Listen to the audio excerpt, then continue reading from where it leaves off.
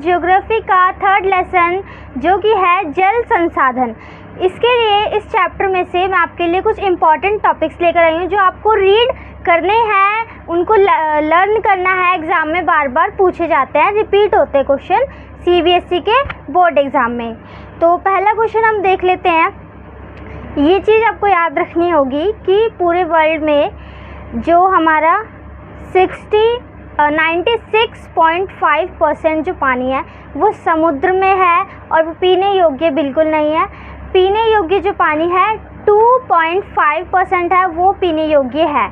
ठीक है, तो हमें ये चीज़ याद रखनी है, 2% हमें याद रखना है।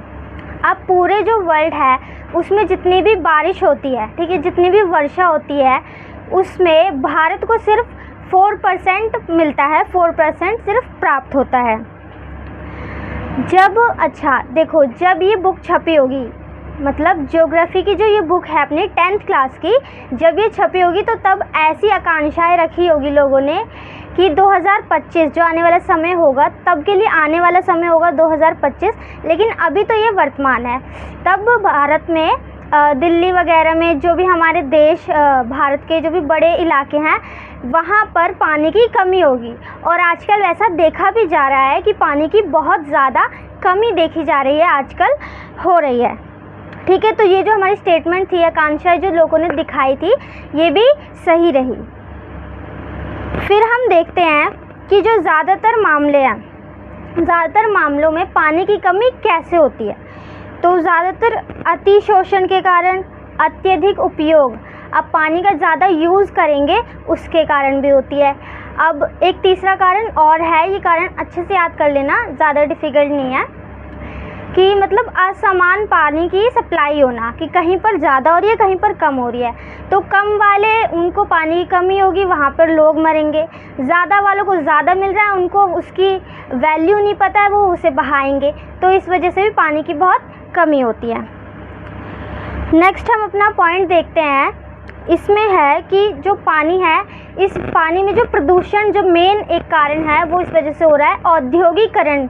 औद्योगिकरण एक युग चैप्टर भी था हमारा, उसमें भी पढ़ा होगा आपने कि रसायन जो भी हमारे मतलब कारखाने वगैरह, जो हमारी फैक्ट्रीज़ बनी, जब हमारी डेवलपमेंट हुए फैक्ट्रीज़ का, तब ये जो रसायन वगैरह केमिकल रिएक्शंस होते तो उनका जो वेस्ट होता था वो नदियों में ही तो जाया करता था, तो वहाँ से भी वेस्टेज होता था और नदी भी हमारी उतनी योग्य नहीं रहती थी, हमारी उतनी इस्तेमाल में नहीं आ पाती थी। अब हम देखते हैं 11वीं शताब्दी में।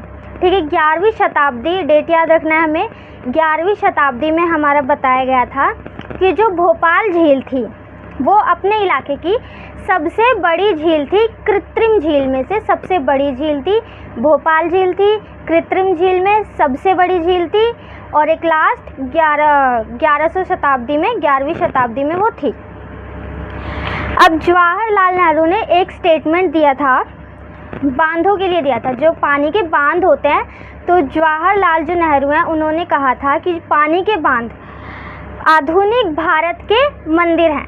ठीक है, अब हम देखते हैं नेक्स्ट टॉपिक। ये आता है कि नर्मदा बचाओ आंदोलन और टिहरी बांध आंदोलन ये क्यों हुए थे। तो ये हुए थे बहुउद्देशीय नदी के विरोध में। ओके, अब बहुउद्देशीय नदी के जो हमारे लाभ थे वो क्या थे, ये हमें याद रखना है। देखो, हमें इसे समझना होगा, तो किसी भी चीज़ को समझने के लिए पहले उसके नाम पर जाना चाहिए, हमें नाम पर जाया करो उस चीज़ को समझने के लिए।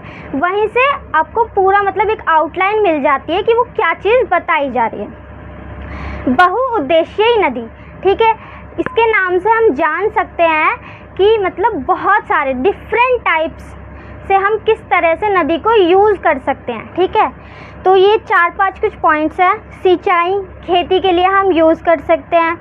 विद्युत उत्पादन, आपको पता ही होगा कि जल से, हमारे नदी वगैरह से, बांध से बिजली बनाई जाती है, उसके लिए भी यूज़ हो सकता है।